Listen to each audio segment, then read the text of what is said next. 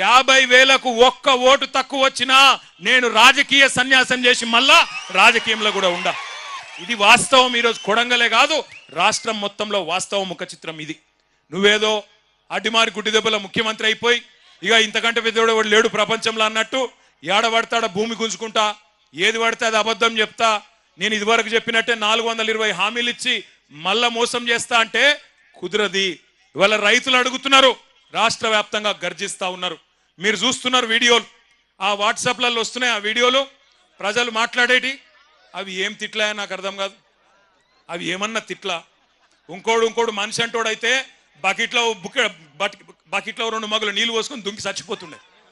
ఇక రేవంత్ రెడ్డి కాబట్టి ఇక నడుస్తుంది, రేషం లేని బతుకు కాబట్టి నడుస్తుంది.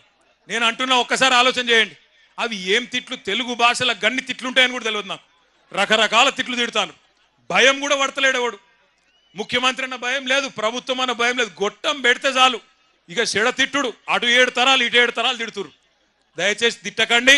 ఆయన ముఖ్యమంత్రి, పదవి కన్నా గౌరవం ఇవ్వండి.